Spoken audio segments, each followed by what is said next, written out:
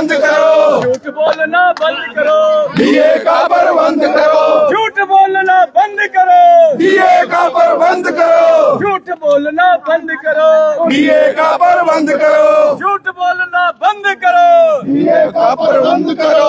राहुल गांधी को भेजो तार, नहीं चलेगी ये सरकार, कर्मचारी विरोधी सरकार नहीं चलेगी, नहीं चलेगी, नहीं चलेगी, कर्मचारी विरोधी सरकार नहीं चलेगी, नहीं चलेगी, नहीं चलेगी। डीए का प्रबंध करो, झूठ बोलना बंद करो, डीए का प्रबंध करो, झूठ बोलना बंद करो, कर्मचारी विरोधी सरकार नहीं चलेगी, नहीं चलेगी, नहीं चलेगी। कर्मचारी विरोधी सरकार हाय हाय हाय हाय हाय हाय। थोड़ा पीछे रखो यार, नीचे भाई पीछे रखो ना। हाँ जी हाँ जी, आप थोड़ा थोड़ा पीछे हो जाओ, स्पीकर वाले नहीं आ रहे, हो जाओ पीछे पीछे। शाबाश भाई साहब, थोड़ा थोड़ा 11% रहता है, 11% रहता है अभी। और जो बजट में बोला डिटेल में सवाल किया है। आपने कहा कि 11% नहीं दिया है और सीएम साहब कह रहे हैं कि हम बहुत जल्द देंगे। थोड़ा नीचे भैया, पीछे दो यार। देखिए, आज एक बहुत महत्वपूर्ण प्रश्न हमारे वरिष्ठ माननीय सदस्य सतपाल सत्ती जी की ओर से विधानसभा में लगा था और वो कर्मचारियों के डीए से संबंधित था। और मैं इस बात को स्पष्ट कर दूं कि हिमाचल प्रदेश में कांग्रेस पार्टी की सरकार जब आई है तो कर्मचारियों का बहुत बड़ा योगदान उसमें रहा है। कर्मचारी हितैषी कांग्रेस पार्टी है, ये एक इस तरह का भ्रम उनने कर्मचारियों के बीच में फैलाया था और उसकी अब पोल खुल गई।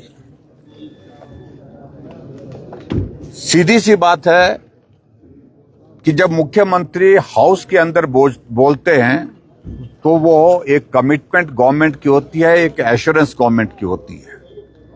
और बजट भाषण में कोई बात अगर कही जाती है, अनाउंस की जाती है, तो वो अनाउंसमेंट जो है वो टॉप प्रायोरिटी पर होती है, वो कमिटमेंट होती है, फुल एंड फाइनल कमिटमेंट होती है। अब की बार बजट प्रस्तुत करते हुए मुख्यमंत्री जी ने कहा था कि मई के महीने में डीए की किस्त जारी कर दी जाएगी, लेकिन मई बीत गया, जून बीत गया, जुलाई बीत गया और अगस्त जो है ये भी बीत गया। अभी तक वो डीए की किस्त कर्मचारियों को नहीं मिल पाई। कर्मचारी भाई बार बार इस बात को लेकर के अपनी बात उठा रहे हैं, मांग कर रहे हैं कि डीए की किस्त जो आपने कही थी वो तो जारी करो। और अभी तक डीए की किस्त जो है 4+4+3 यानी कि 11% जो है डीए की किस्त देने को हो गई। अगर उसको अमाउंट की शेप में अगर हम कहें, लगभग 2000 करोड़ रुपए से ज्यादा की लायबिलिटी कर्मचारियों की डीए की ही बन गई है और वर्तमान सरकार अभी तक उसमें दे नहीं पा रही है। वैसे तो ये प्रिविलेज का भी विषय बनता है, क्योंकि अनाउंसमेंट मुख्यमंत्री हाउस में करते हैं और उस कमिटमेंट को पूरा नहीं करते हैं, उस एश्योरेंस को पूरा नहीं करते हैं, वो एक प्रिविलेज बनता है। और निश्चित रूप से एक नहीं अनेकों घटनाएं ऐसी हो चुकी हैं जहां हिमाचल प्रदेश की विधानसभा के अंदर माननीय मुख्यमंत्री द्वारा अनाउंसमेंट की गई, एश्योरेंस दी गई, लेकिन अभी तक भी पूरी नहीं हुई है।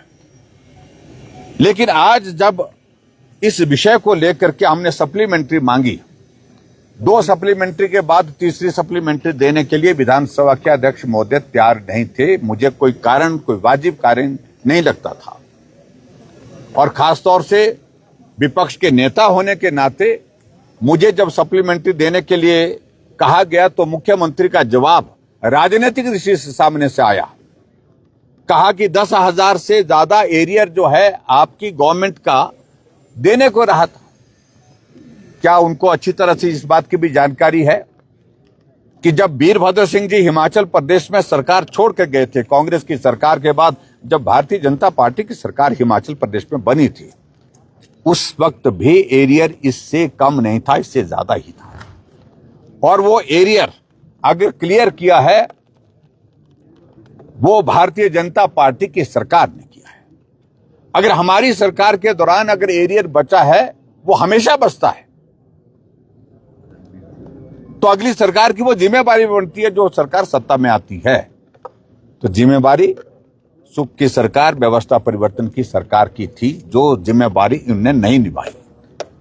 इसलिए आज जब हम इस बात को लेकर के जब मुख्यमंत्री राजनीतिक प्रश्न के मतलब राजनीतिक उत्तर दे रहे थे सारी चीज का, हमने कहा ये उत्तर नहीं हो सकता है। आप पहले यही बताइए कि जो आपने बजट अनाउंसमेंट की थी वो कब तक पूरा कर रहे हैं। हम आने वाले समय में करेंगे, जब आने वाले समय में करेंगे, तो ये कोई उत्तर नहीं बनता है। आर्थिक स्थिति जब ठीक होगी, और आर्थिक स्थिति ठीक होने की संभावना अभी तक कई वर्षों तक नहीं है, और वर्तमान सरकार के कार्यकाल में तो बिल्कुल भी नहीं है। ऐसी सूरत में क्या ये मान करके चले कर्मचारी कि आर्थिक स्थिति इस सरकार में ठीक नहीं होगी, इसलिए डीए की किस्त जो है नहीं मिलेगी? तो ये बात आज जब हमने पूछी तो उसका उत्तर उन्होंने जब नहीं दिया, और खास तौर से जब आर्थिक स्थिति के लिए हमको जिम्मेवार ठहराते हैं, उनको इस बात को समझना चाहिए कि रेवेन्यू डेफिसिट ग्रांट का जिक्र कर रहे थे। रेवेन्यू डेफिसिट ग्रांट जो है फाइनेंस कमीशन ने, ऐसा नहीं है कि लास्ट में अनाउंस की थी, पहले अनाउंस की हुई थी, और वो हर साल टेपर डाउन होनी थी, कम होनी थी। अपनी कमिटमेंट, अपने वादे, अपनी घोषणाएं उसके हिसाब से उनको करनी चाहिए थी। ये सदन के सदस्य थे जो वर्तमान में मुख्यमंत्री हैं, उस वक्त विपक्ष में थे, तो उस वक्त इनको इस बात को समझना चाहिए था। लेकिन हमारा कहने का मतलब यही है कि जो कमिटमेंट की थी, जो घोषणा की थी, जो एश्योरेंस दी थी, उस एश्योरेंस को कब तक पूरा करेंगे, इसका कोई जवाब उनकी ओर से जब नहीं मिला, तो ऐसी सूरत में जो कहा बार बार कि जब स्थिति सुधरेगी, स्थिति तो सुधरेगी नहीं, तो इसका मतलब है कि इस सरकार के कार्यकाल में डीए की किस्त जारी नहीं होगी। और ऐसी स्थिति में कर्मचारियों के हित को ध्यान में रखते हुए हम सदन से वॉकआउट करके आए। Thank you.